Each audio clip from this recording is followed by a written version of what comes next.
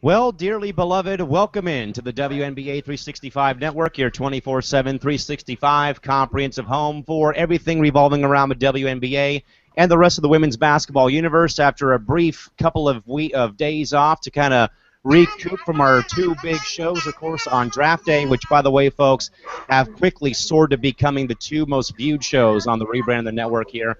Welcome in, folks, to tonight's edition and the final edition of the off-season of WNBA 365 free agency central before we move in to training camp that begins on Sunday. We'll have our coverage beginning here on Monday night. For the night's program, folks, welcome in, though. Of course, alongside Eric Nemchok from today's Fast Break in Elmhurst, Illinois, and Reagan Patrick from St. Louis, Missouri, and, of course, the crew up in Southern California, Crystal Thomas and Tanisha Stewart up in Los Angeles, and, of course, Kyle McClurg in studio joining you folks here from Studio 171 in San Diego. Starting five, good evening. Good to see you after a couple days off. How's it going? Good to see you. Hello. Hello. So, folks, as always, we'll take your input, of course, on Twitter.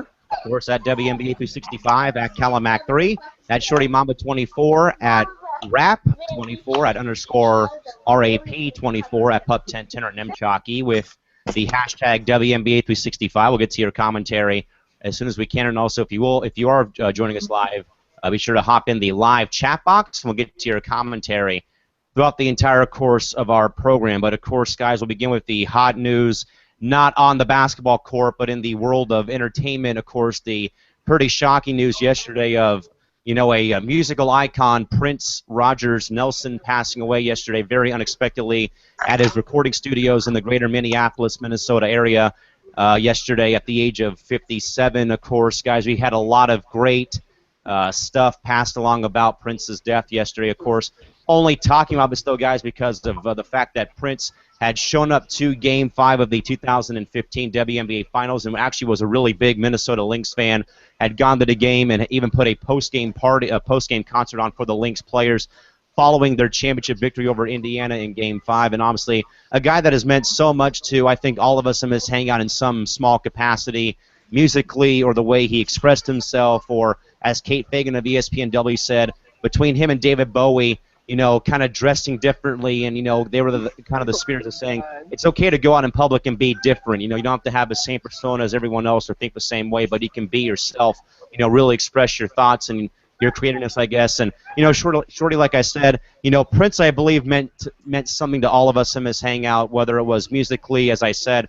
But, Shorty, as you hear the news, though, and obviously we saw a really good outpouring of tributes from all the Minnesota sports teams, from the Twins, the Timberwolves, the Lynx, and the Wild, all expressing their grief and their condolences for the loss of Prince yesterday. But I would probably ask Shorty, though, I mean, in regards to seeing Prince, either at the Super Bowl a few years ago, of course, been labeled one of the greatest acts of all time in Super Bowl history.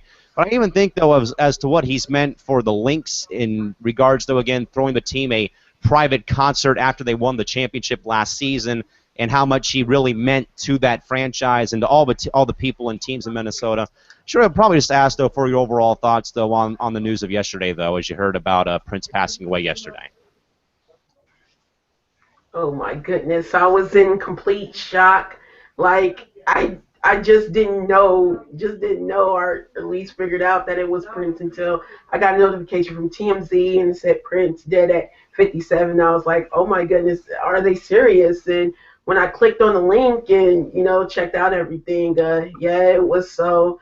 But I mean, we just lost one of the greatest legends of our time. I mean, like you said, he wasn't afraid to be different, and that's a lot considering these days and ages, where people are the same, but he wasn't afraid to be different. So that was one thing that we loved about him. Also with his music as well. One of my favorite songs from him actually wasn't one of his popular songs, Erotic City, but it was a great song to me and it meant a lot. So I definitely will miss his presence. And again, like you said, he was great with the Lynx organization, being at Game 5 and then hosting a post game party for them, winning the championship. So he did a lot, for them in that moment, and he will certainly be missed. Reagan, I think back to a couple of concerts I gone to. One of my favorite bands is Muse. They're a British rock trio from London and from Timoth Devon of the UK. And I recall going to one of their shows in San Diego, and they did a cover of one of Prince's tracks, the song called Sign of the Times. Probably not one of his popular tracks, but I remember going there and hearing them put this cover on. And as Shorty said, I mean, it was total shock, and by all of us perhaps seeing the news though. But I'd probably ask though, Reagan, I would probably ask though, just like Shorty though, your overall thoughts though on the events of yesterday. Um, when I first heard it, I immediately texted my mom. She's like the biggest Prince fan that I know. She snuck out of when she was in the army, she snuck out just to go see one of his concerts. So that was my first thoughts, just to check up on her. But other than that, I was in shock just like everyone else. KT, I went to a work party yesterday at the Padres game against the Pirates yesterday, and I recall right as the first inning ended that they put 1999 by Prince on, and the entire ballpark, all 20,000 fans that were there last night, erupted. They started dancing. They were singing. After the Padres lost 11-1 last night, they played Purple Rain as like the last song before the game ended, and again hearing the crowd explode in unison and everyone, singing the whole, all the verses or just repeating Purple Rain, so on and so forth. Was something that I got caught up in because as someone that didn't grow up in the 70s or the 80s and when he really hit his peak. But being a big fan of music and a lot of his tracks, 1999 and Purple Rain are my two favorites, from him of all time. Crystal, I guess your overall thoughts though on the passing of Prince yesterday. It's kind of sad. I mean, my mom was like a huge Prince fan, so I grew up probably a little bit too young listening to some of Prince's lyrics, so she could be kind of nasty, but. I was listening to Doing It Well at like 4 years old. So what does that say about me? But don't judge me. My mama did a good job, okay? But it's pretty sad though. Or so you say. It's pretty sad though. Because he's a legend and he was only 57 years old and. The fact that he probably had a flu, excuse me, the fact that he probably had the flu and unfortunately passed away from being sick from something from the flu, it just takes away the fact. I'm sorry. Hey, go over there. It just makes the whole situation worse. Eric, I think to yesterday, obviously, I had, I had photoshopped my photos on Facebook yesterday to a purple filter. I had put, some of those things up. But I think, Eric, though, as you look at the whole, though, the Twins were on the road yesterday in Milwaukee, and they, turned on all the lights in Target Field, the scoreboard on, and it was all done in purple. They had a good little message on the video board during the entire course of a Twins game. The Timberwolves, Lynx, and Wild, and the Twins, and the St. Paul Saints of minor league baseball all changed their social media accounts to a purple filter for the night. The Fresno Grizzlies, who are a single-A affiliate of the Houston Astros out here in Fresno, California, brought back their throwback purple jerseys just for the game last night. The St. Paul Saints also did a purple game tonight. I guess, Eric, how about your overall thoughts on the outpouring of support though, from the sports world about Prince's passing? Specifically in the Minneapolis area, where this guy made a name for himself, many years ago. Yeah, I think, excuse me, when somebody passes on, especially so unexpectedly, it really, you can really tell how much they meant to people, because people are going to try to remember everything good about the person, and just how everybody basically in the country just came together yesterday as devoted Prince fans, just remembering his legacy that was unfortunately cut all too short. And in the sports world too, it kind of gives us, how do I want to say this? It kind of gives us something to unite by. It kind of gives us something to come together to, and when something sad happens like that, and a Prince big sports fan and an athlete himself, people, man, I don't even know how to say this.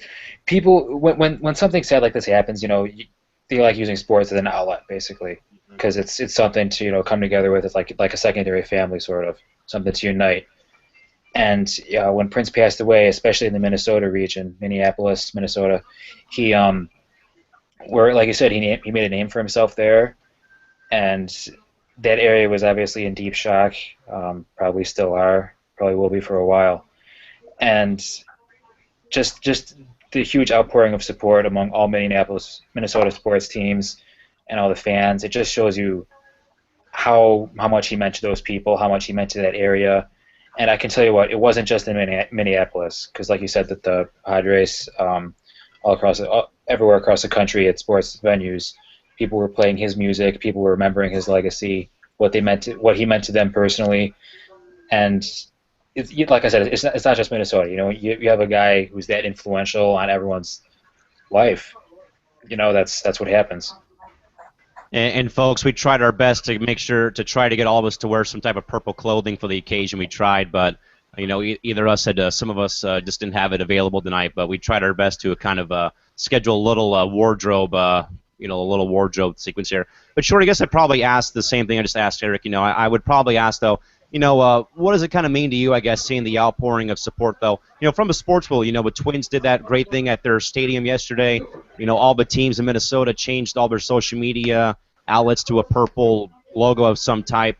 I guess, Shorty, your overall thoughts about seeing the outpouring of support, though, from the Minneapolis sports teams as well, though, in the process? It just showed, he had such an impact not only in the music world but in the sports world alike. The Minnesota Lynx, changed their logo to purple. Minnesota Twins, the Vikings, and whatnot. So they all changed their Abbeys to purple.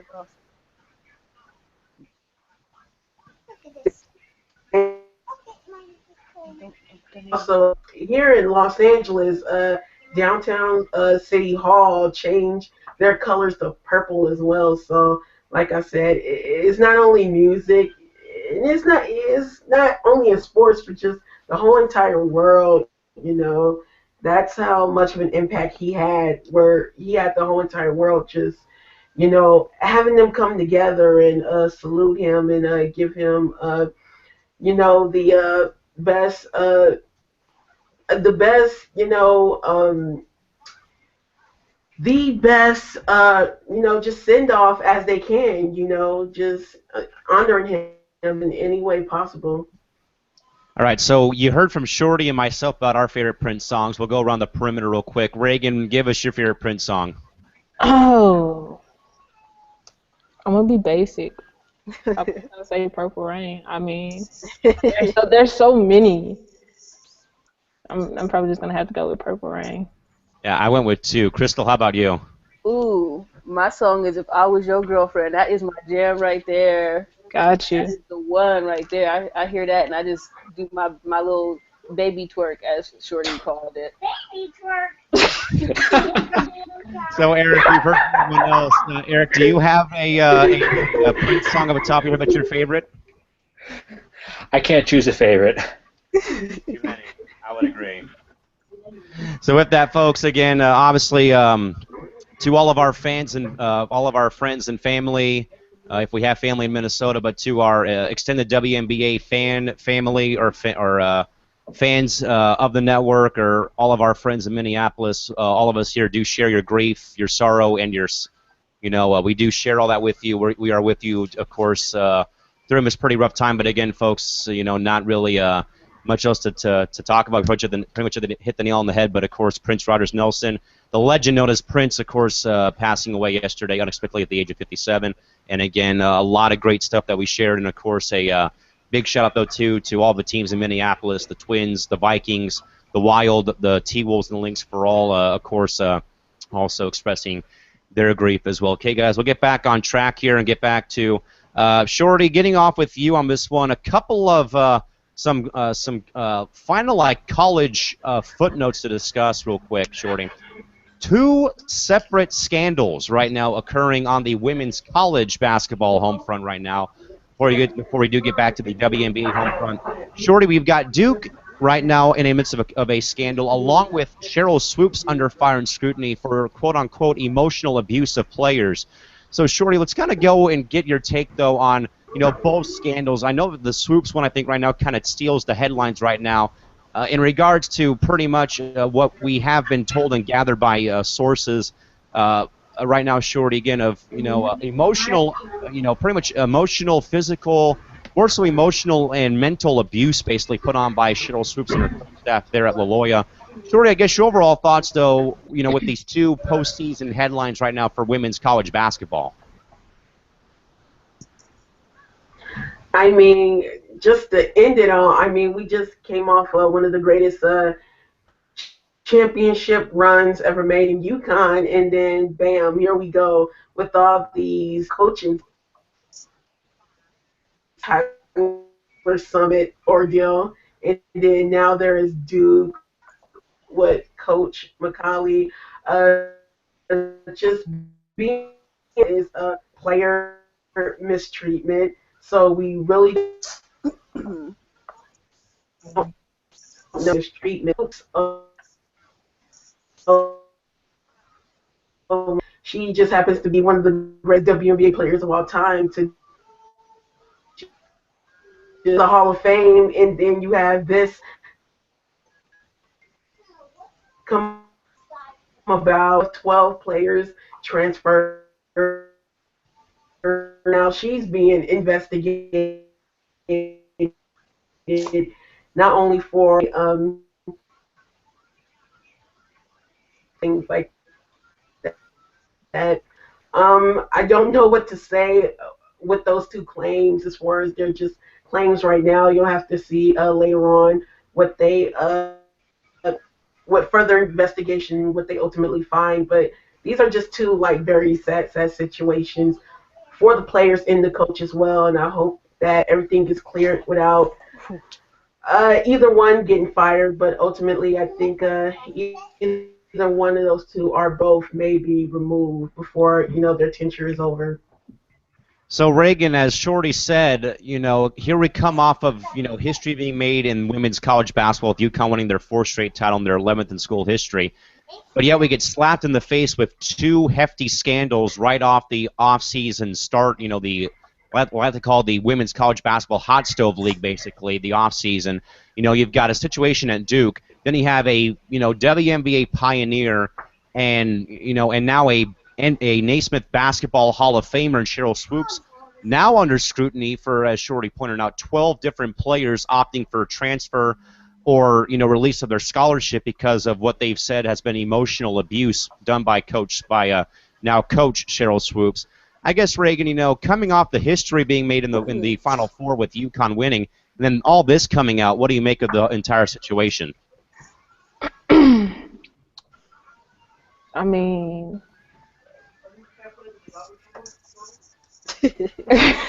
I honestly don't even know. Some of the stuff that I heard that Coach Swoops said wasn't really emotional abuse. I mean, she's in the Hall of Fame.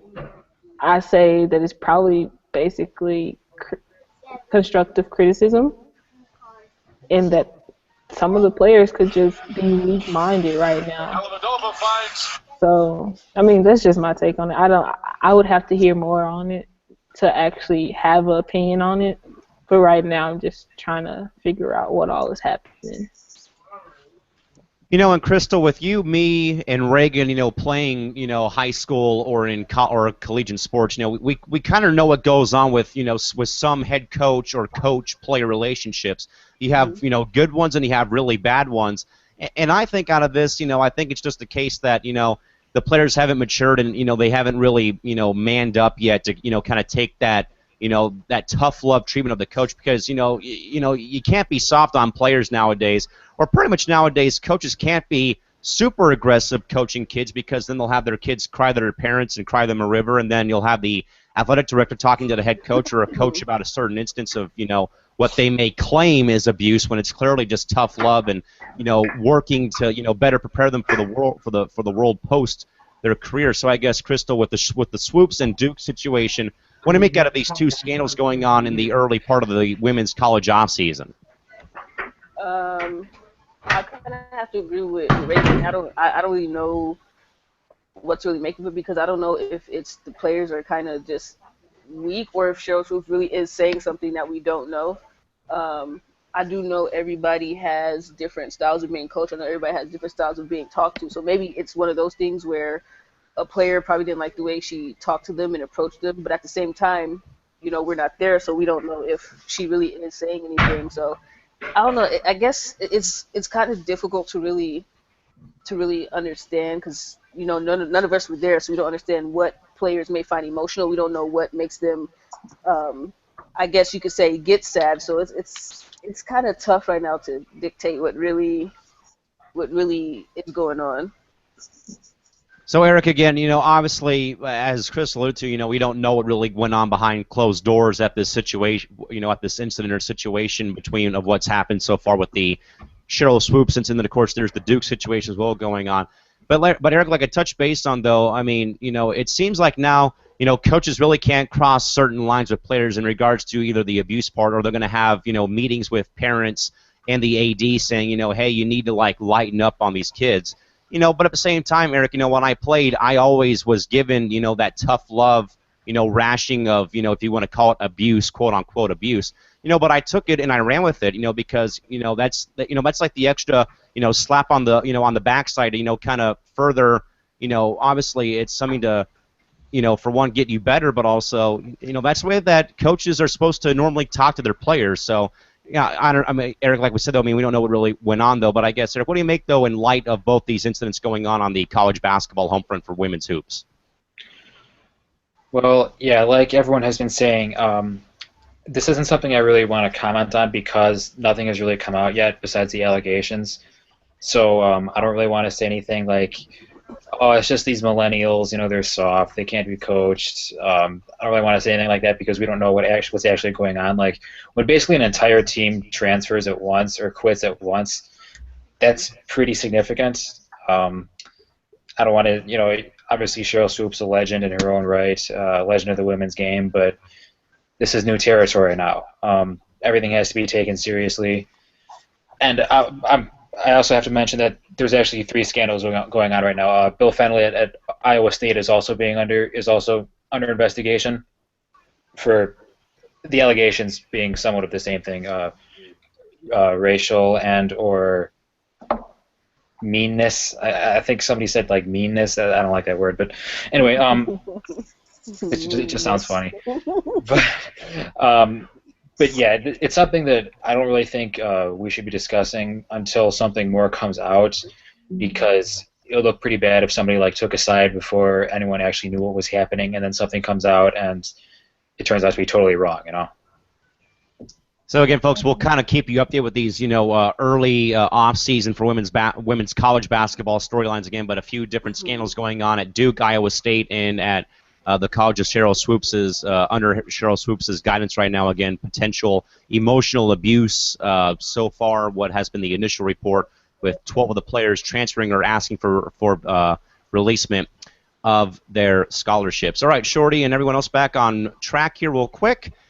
Boy, oh boy. Training camp for the WNBA's historic 20th season, guys, tips off on Sunday with the preseason getting underway in just a couple of days already. On May 1st, we'll have the first couple of preseason games. So, Shorty, we've already had a few things. First and foremost, yesterday, I should say, we had the Seattle Storm introduce their number 1 pick, Brianna Stewart, at Key Arena at Seattle Center, plus unveiling their brand new uniforms for the season under the sponsorship of the Swedish medical Swedish medical firm as well yesterday, along with Stewie being, of course, being unveiled to the general public and media, can kind of say in Seattle, and also as well the Dallas Wings putting down their brand new playing floor at the Cedar Parks at the College Park Center on the campus of UTA down there in Arlington. So, Shorty, as you kind of see, players signing contracts, rookie camp starting up. So, Shorty, I guess I'll just ask the age-old question, but have you begun to get your excitement levels up for the season? Now we've had a few workouts for a few of the rookies. We've had the court put down in Dallas today. We've had players being shown off to the media for the first time. So is the excitement kind of building up for you right now as we get closer and closer to training camp? Nice to meet you. Yeah. Yes, it is. I think it's the excitement is building. I mean, I'm biased because I'm a Sparks fan going down on Sunday. What a lot of the players that they drafted, plus the players that they brought in as well. It'll be interesting to see who's there on day one, but just training camp overall opening up on Sunday, that first day, is going to be exciting. So again, Reagan, we've got training camp starting on Sunday for all 12 teams. We've had a lot of the players that have, made their way back home from the overseas seasons across the globe. And, we've seen the new playing court put down in Dallas. We've had Brianna Stewart unveiled to the Seattle media yesterday. So, Rap, are you kind of slowly getting, building up? I know you got the Blackhawks in the playoffs right now, and you got, baseball going on too with the A's. But, where's the WNBA hype for you right now at this point in time? Well, the WNBA always comes before the NHL and also MLB, but my hype is not at an all-time level yet, just because I don't think it'll kick in that the season is really about to start until like the day before opening day. But I'm really excited. I follow the Dallas Wings on Snapchat, and I saw them putting down the court, and I'm really excited for it to actually start. I'm ready to watch the games, although we have to watch it on WNBA live access. But hopefully it's better this year. Yeah, we'll keep our fingers crossed for that. So, Krista, like we said, obviously Reagan saw the Wings on their Snapchat account, piece by piece putting together the jigsaw puzzle that is their brand new playing floor at the arena down there in Arlington, Texas. We had Brianna Stewart unveiled, showing off to the media in Seattle yesterday, and also showing off their brand new jerseys and stuff with that going on. So I guess, Crystal, now you're kind of starting to see, the pieces come into place for the season. So, has the hype kind of started a little bit for you for the 2016 season?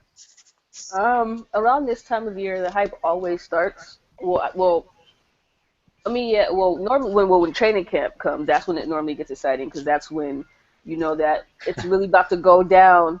It's about to go down all up on them basketball courts, and that's when I really get happy. I'm glad, and I saw the Dallas Wings court. It was actually really cool. I can't wait to see what it looks like. Unfortunately, on live access, like Reagan said, but that's all we have. We have to support it. We got to support these players. But I'm excited. I can't wait. Can't wait to see if April Sykes comes back. Can't wait to see where, can't wait to see where Abdi's gonna land. So it's just gonna be a very, very interesting season, and I'm excited. And Eric, and obviously I live in San Diego. The closest teams to me are either 2 hours up the 5 north or 5 hours on the 8 east in Phoenix that I normally go and see games at, because they're the two closest ones to San Diego. But I think I'd probably say, for me being a guy that played baseball and has been a baseball fan his whole life, for me, my baseball hype kind of gets going once pitchers and catchers report in early February to spring training, and then once the spring training games start, and once you get into the flow of the season. But I guess, Eric, with you though, obviously being in a different predicament than us, of course, you're going to be at pretty much at every Sky home game this year. So we're going to look for you very closely on live access or on Time Warner Cable Sportsnet if we can find you somewhere sitting courtside. But Eric, obviously with you being a season ticket holder, I guess, obviously I'm sure that you get maybe a bit more hype than we do. But where is the the excitement factor for you though once this time of year kind of rolls around though for the WNBA season? Actually, it's the excitement, the hype factor for me. It's been pretty high for a while now, and I would argue that around this time of year you could start calling it impatience, because I start losing my patience because I'm like counting down the days. I'm like, come on. And by the way, if you look for me on live access, I'm gonna have courtside seats this year. So, but they're not gonna be on the other side. Whatever, rub it in. Did I ask for your opinion? For your No, but I get. Thank you. Whoever did that, thank you. So you'll be able to see like the back of my head towards like the left side of the arena. So keep an eye out for the back of my head. So if you're watching, folks, look for Eric's head on the left side of the playing court at Allstate Arena, or if they go back to UIC for a bit this season. I think, like I said, guys, obviously, the hype factor for me, I think before the network, I think would be around this time though. But I think now that I've gone to more games, now that and of course we have the network. I think for me though, the fun part for me is like not only planning games and either reserving hotel rooms or stocking up on money to save for gas or food or whatnot when I make these trips to Los Angeles or Phoenix, as I'm going to be this summer. But more so for me, it's being able to put together my autograph folder. Either photos, Photoshop work I've done, old programs that I've gotten from fans. To better meet and know these players on a personal level more than you would probably see any other athlete do. And as Eric pointed out a while back on his one-on-one show about how outgoing and how close-knit the players are to the fans. Now the fans always embrace the players and whatnot. To me, that's the best part of the season leading up to training camp for me is planning dates, making sure I'm free from work, going to a game, getting stuff signed by the players or whatnot. That's the best part of it for me. And Shorty, as we go back to you on this one, Lisa Borders today had a pretty had a little bit of a brief interview conducted that I saw earlier this morning or afternoon. Pretty much, Shorty, in a nutshell, saying that she wants to have fans that are as passionate about the women's basketball game as she is and was as a season ticket holder for the Dream, come and support the WNBA games and the WNBA teams in their cities. But as we said, though, Shorty, and I believe Eric even said, though, too, along with a lot of our viewers and fans out there, was, she can say that, but there's some logistics involved on her end in the front offices that has to be done, though, for them to be able to achieve what she wants to do. So, obviously, Shorty, Lisa Borders is obviously setting a pretty high bar for her first year as head honcho and the commander-in-chief of the WNBA's 20th season. So, Shorty, as you kind of skim through it, more so again that headline and that caption again, that she wants passionate women's basketball fans to come to the games and support those teams. But, Shorty, I guess, that's a pretty bold statement for her to make. So what do you make about her statement, though, in regards to, again, trying to find passionate fans to come and support the game in your mind? I would say that while that is a good gesture, it's easier said than done. I mean, we've been trying to, get passionate fans for years, and we do have passionate fans, but of course we need more. We need more butts and seats, and it's kind of hard, especially, not only just having casual fans there in attendance, but also when you're giving away tickets as well. So, yeah, so long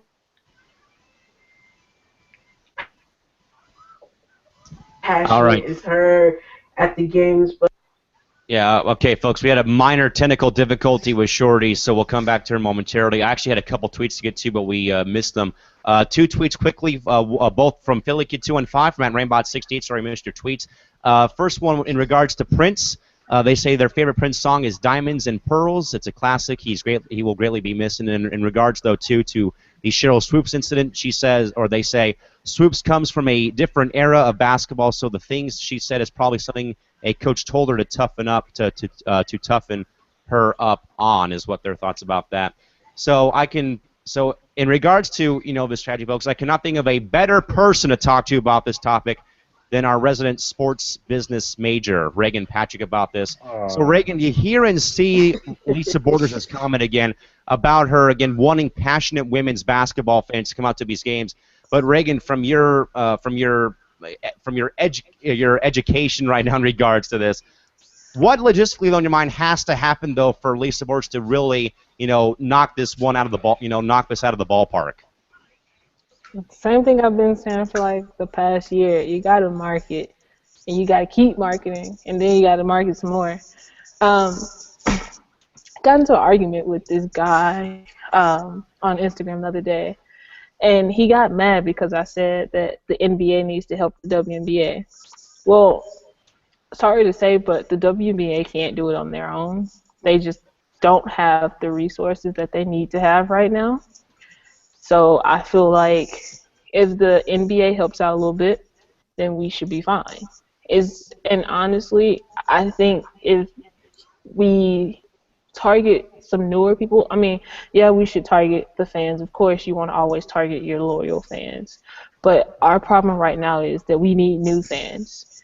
And if we target the new fans, get them out to their first WNBA basketball game, let them see a couple of close games, some really good games, and maybe they'll become fans. And then word of mouth, the word of mouth thing happens, and there you go. You have seats and you have butts and seats. There you go. It seems easy, but I know it's hard. So I'm looking forward to see what she can do. So, Crystal, we know that the Sparks will again try to set another attendance record this year with their We Are Women, sellout game. Basically, again, how they had it last year against San Antonio. They're going to try that again this season against Washington, I believe, on July 10th at Staples Center. They're going to try this event one more time. But as Reagan just said, though, Crystal, I mean, you want to have people like us, like myself, Shorty, Reagan, you, and Eric go to games. But at the same time, you want, people like us to bring new people to games. I took my dad for, a couple games. I've taken fans I've taken friends to games and whatnot. One quick tweet before we get to Crystal from a loyal viewer of ours from at WBB_247 in regards to this topic. They say they think the WNBA needs a more interactive approach on social media. Also, need more games on television. That's also what they've been saying as well about that in regards to the lack of games shown on ESPN2 during the course of the season, and also a lot of the games being shown on NBA TV. But Crystal, obviously, like as I'll get back on to my pointer again, the WNBA knows that they can get us 5 to go to a game, in Los Angeles, in Phoenix, in Chicago, or whatnot. But they also want us and they want newcomers or want us to tell newcomers to go support the product and league. So I guess, Crystal, in regards to Lisa Borders' statement today, what are your thoughts on it and why? Well, I'll have to agree with Reagan and who you said that tweet was sent in by who? That was sent in from at WBB_247. Yeah. Hey, what's up, dude? I agree with Reagan and him. I mean, you have to first of all, you have to market the game more. Second, you have to try to get, more games on national TV. I know it's going to be harder than, easier said than done, but I think that's where they will end up drawing in more fans instead of just the little typical certain games that they play on national TV. And I think if they had more marketing, I mean, I've seen a little bit, but not enough for people to know that not only is it the 20th anniversary, but there's an upcoming season. I don't think a lot of people, unless you follow the sport itself, know that the season is coming up and that training camp's about to start and so forth. So I think marketing and possibly trying to broadcast more games on national TV would help the situation a little bit. And in regards to the next spaces I'll get to, of course, I cannot think of a better person to talk WNBA.com website commentary material than our own writer in this hangout, than our good friend Eric Nemchok in Elmhurst, Illinois, from today's Fast Break. So obviously, Eric, I know that Ben and Corey and I believe you had a running conversation earlier in the day in regards to this very exact subject we were talking about. I don't know if you were involved. I know it was Corey and Ben and a few of our other followers on Twitter in regards to this subject. I heard television, but also, Eric, I heard about the coverage though on WNBA.com. Now, I did see today that they did actually put up the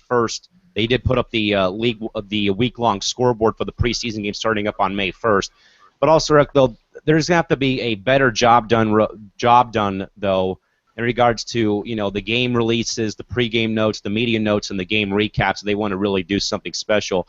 But I think, Eric, though, in regards to website logistics, what has to happen on there, though, along with also your thoughts, though, about Lisa Borders' statement, though, from earlier today?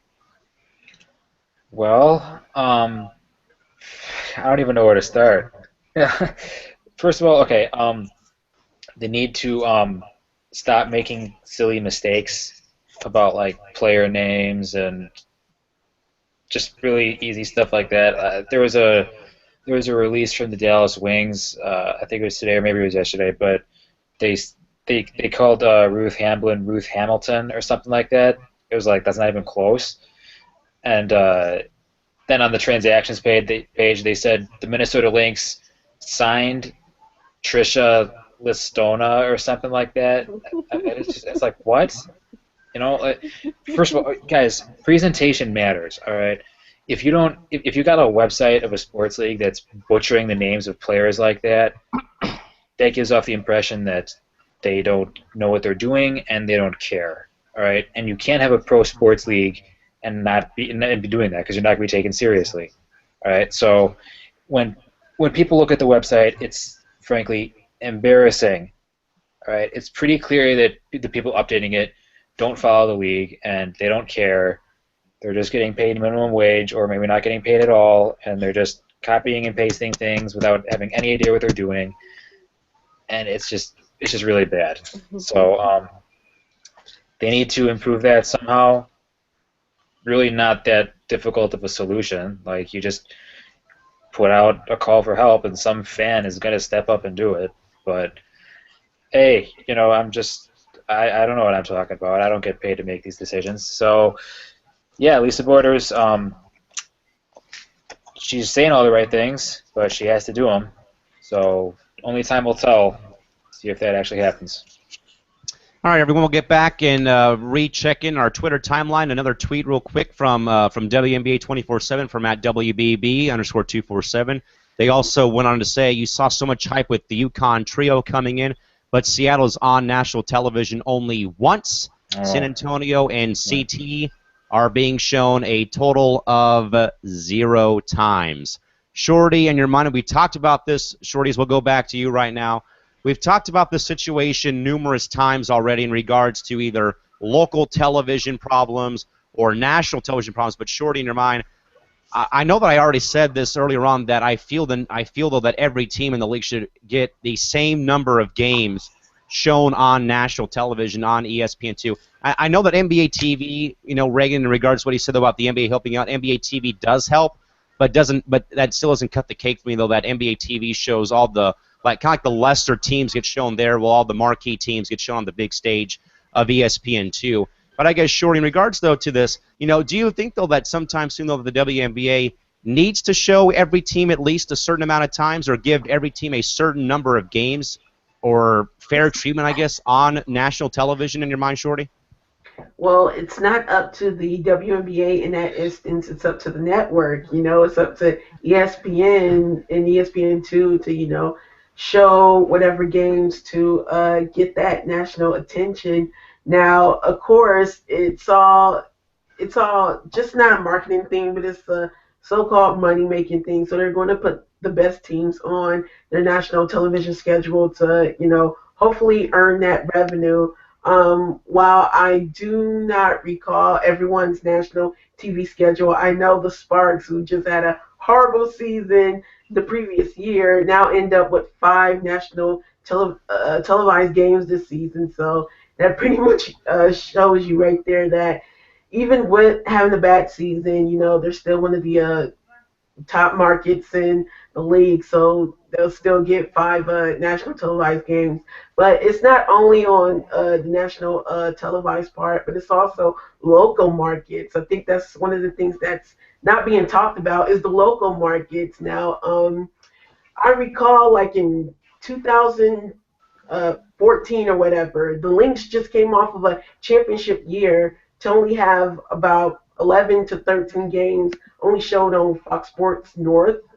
I mean, are you guys serious? I mean, that's not enough, especially for a championship team, for them to come off a championship year and then only having 11 to 13 games not national, but locally televised and shown, that isn't good enough. So hopefully not only for the national as well, but the local markets up their game and show more of their home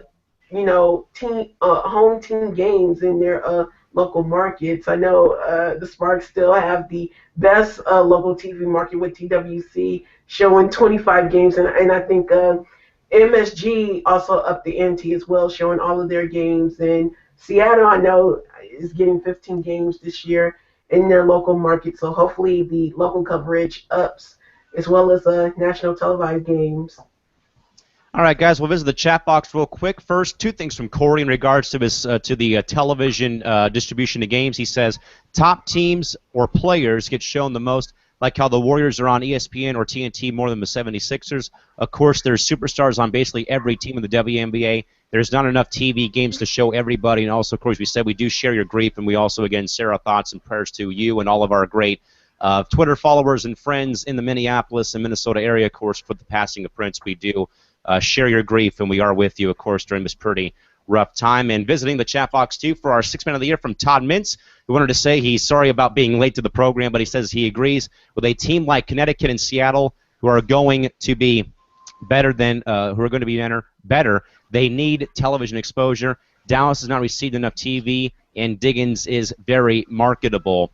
So, Reagan, I guess going to you in regards to more so, let's stay on the local level, because I know that Reagan, I brought this up a few shows when we talked about the local TV problem in regards to how the Sparks' first game of the year, May of last year against Seattle, blacked out and shown 3 hours late on the West Coast and East Coast because the LA Galaxy of Major League Soccer had a prior game scheduled at 7:30 p.m. at home versus Vancouver that was shown on Time Warner Cable Sports, and that elected that, of course, blacked the Sparks game out on both Time Warner Cable Sportsnet and NBA TV across the entire country because the game was being shown from the Time Warner Cable Sportsnet feed. And also, Reagan, I think, though, too, the problem, though, as well as Shorty said, though, is the game distribution amongst local television. Not just, I know it's bad enough with ESPN2 and NBA TV, but, that one team gets, 25 or 30 games, one team gets 25 games, and then a team like Phoenix or Atlanta or Minnesota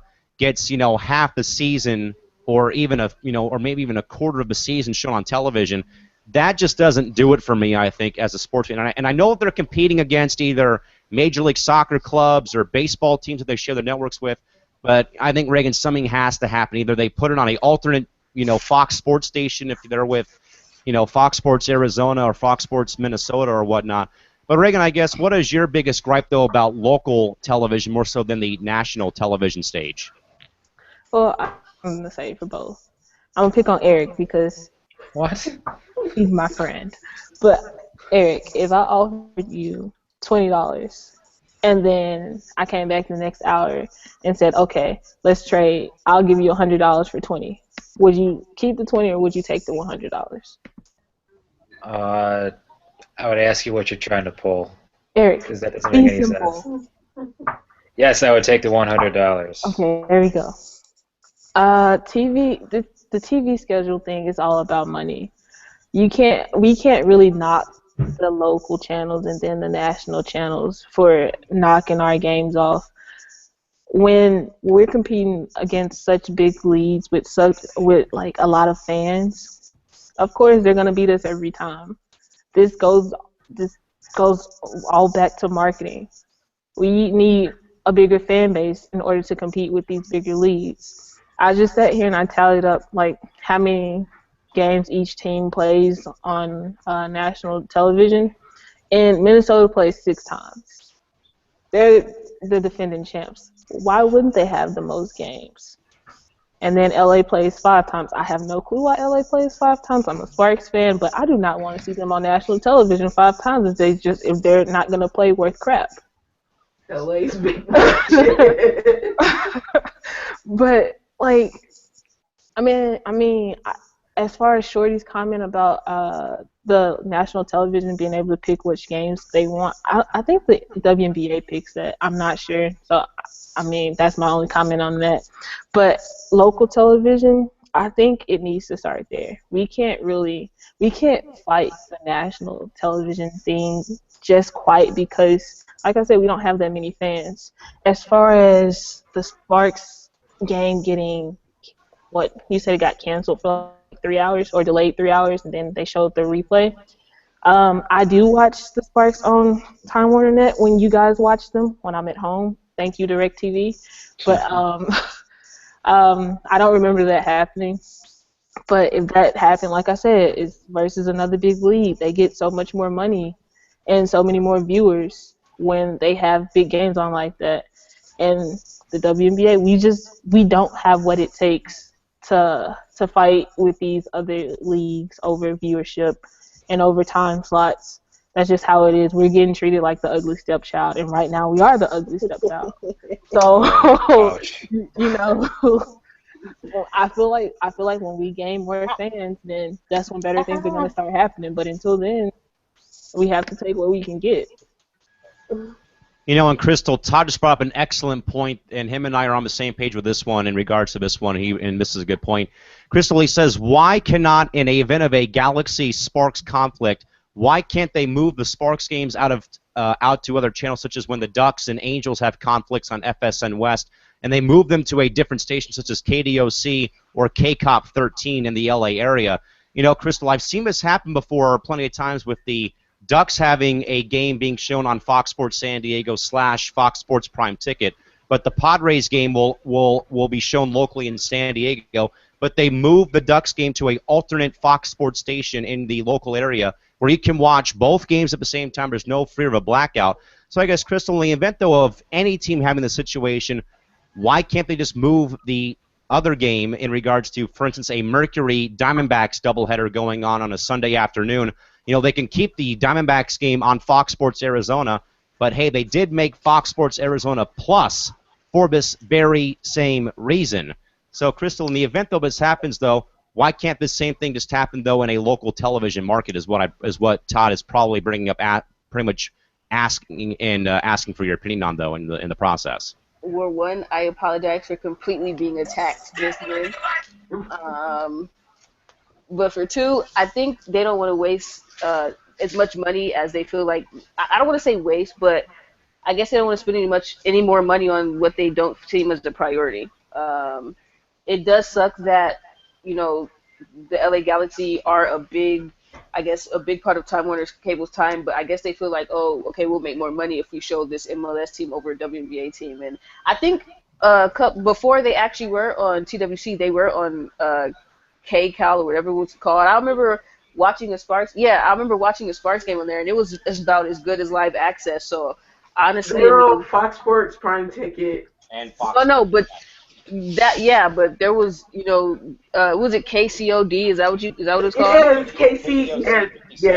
Yeah. Yeah, see, I don't even remember the channel. I remember watching games on there though, like a year or two prior before they got on WC, and it was, you know, like I said, it wasn't any better, but it sucks that, as Reagan said, she likes to take my words, they treat us as a bald-headed stepchild, but I mean, it is what it is. I mean, I guess they feel like the WNBA, especially Sparks, is going to make money for their network, so they go with what they know will be their bread and butter. But I mean, it sucks, but I guess we just gotta buckle down and figure out other ways that we can broadcast WNBA games in other cities.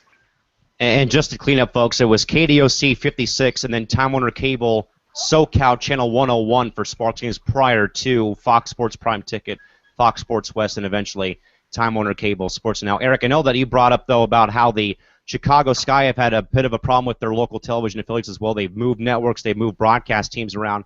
Mm-hmm. Eric, can you kind of just reiterate, though, what has really gone on, though, for the Chicago Sky in the broadcast booth? Because I know they moved networks. They brought in a brand new broadcast team, and we know that it's, kind of like a live access feed.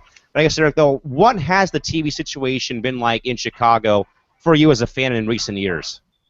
What has it been like just in general? Yeah. Kind of underwhelming, to be honest, because I'm used to watching these local broadcasts for the Bulls and the White Sox, and occasionally the Cubs, depending on how I feel that day. But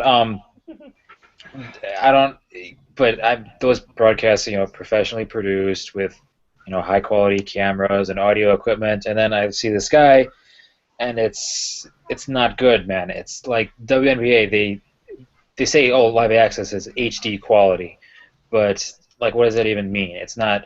The games on the local access Sky games are not HD. It's not even close. It's like somebody's just sitting up there with a camcorder in the stands filming it, and then the broadcasters, they don't even some of the times they're not even actually at the games. This is for away games actually, but they don't actually go to the away games. They put them behind a backdrop that says Sky, and they're just talking over it. So really, they don't have any better view of the action than the people watching at home on this lousy video feed. So it's just pretty disappointing. I've gotten used to it, I would say, but it doesn't make it any more acceptable, I don't think. And by the way, Eric, Todd said in regards, I believe you and him had this discussion about this very same subject. He says, though, apparently that Brian Snow, who runs Arena Sports Network, apparently he was not good enough to beat out Eric Collins for the play-by-play job. It sounds like. Can you kind of like rehash what this was all about? Yeah, kind of. Todd, he sent me an email a while ago asking if there was anything, asking what he could do to, get his friend Brian a job with the Sky as the play-by-play guy. And really, there's not much I could say. I don't like giving answers like that, but because I want to help. I want to help make the product better, and I want to help the fans have a voice. But basically, I think what happened was that basically the broadcasters that they have in now, Eric Collins and Stephen Bardo, who in my opinion are pretty good, they replaced the former broadcasting team, and I'm pretty sure they're getting paid more than the former broadcasting team was, because before then, all four of those broadcasters had all worked on the Big Ten era before, so it's not like they had any different levels of experience or whatnot. So, and that's a whole different mess. The previous broadcasting team was not very happy about it. Let's just say that. But yeah, so it's kind of difficult to kind of get some I don't want to say third party, but somebody else coming in like in the middle of. I believe Eric Collins is under contract. I'm not exactly sure, but so that's probably one of the reasons why the Sky aren't looking for new broadcasters at the moment. But they've had several broadcasting changes over the years. I think this is like their fourth or fifth different crew since I was a season ticket holder. So that's like one broadcasting crew each year. It's kind of embarrassing actually. But so you never know what the future will hold for that.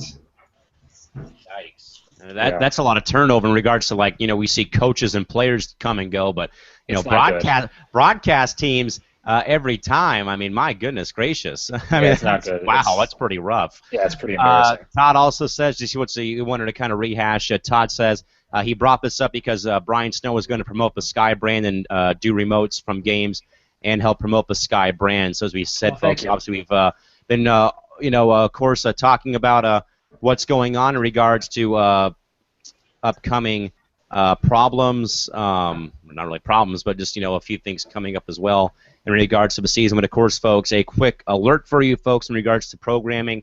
Training Camp Central and coverage will begin on Monday night back here at 9 o'clock Pacific, midnight Eastern.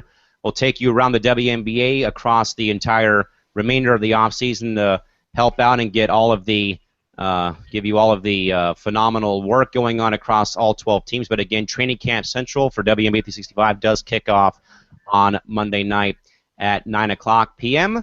Pacific time, midnight Eastern, going forward. And again, once more, that is WNBA 365 Training Camp coverage underway on Monday at 9 o'clock Pacific, midnight Eastern.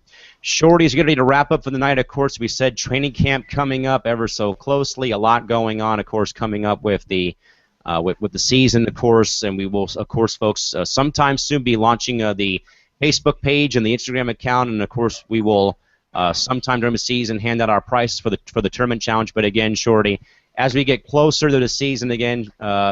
Tanisha, one more time though, but where is again once more, but again, where is your excitement right now as we get closer and closer to the season right now? Oh, it's pretty up there. It's pretty high. I'm excited. I'm ready to see what teams will do with the incoming rookie class. We'll do hopefully try to land a spot on the official roster. So it'll be exciting to see. Reagan, how about you? Where's the excitement at as we talked about it earlier, but why not rehash again? I'm pretty excited. It's not at an all-time high right now. Maybe once I finish school, it'll start to get back up there, and I can enjoy it a little bit more. Crystal, how about you for excitement for the 20th season of WNBA hoops? I agree with Reagan because I'm in school. It's kind of just like. It's kind of like right now, like school has my attention, but I'm pretty excited. I mean, I think I'll be as excited as a fat kid with a whole bunch of cake around him when the season starts. So I'm ready. I can't wait. Can't wait to see the season has a story, and hopefully it's a good one. And Eric, how about you, buddy? Um, I can't agree with Reagan because I'm not in school right now, so I don't know what that's like. But yeah, it's very high. That's all. I already said my piece on that. Sorry, I can't agree with you or Reagan. I already have my degree, so sorry. Thanks a lot. To the chat box, folks, real quick, a late message from Sonia Williams who says hi. Sonia, thanks for tuning in and seeing us, and we'll see you back here on Monday night, folks. With that, though, folks, enjoy the weekend up until Monday night when we do come back with training camp coverage kicking off on Monday night, again, 9 o'clock Pacific, midnight Eastern. Until then, folks, for Eric Nemchok, Crystal Thomas, Reagan Patrick, and Tanisha Stewart, this is Cal McClurg signing off. We'll see you folks back here on Monday night. This has been the WNBA 365 Network. See you folks back here on Monday. Good night. Enjoy the weekend. Bye-bye.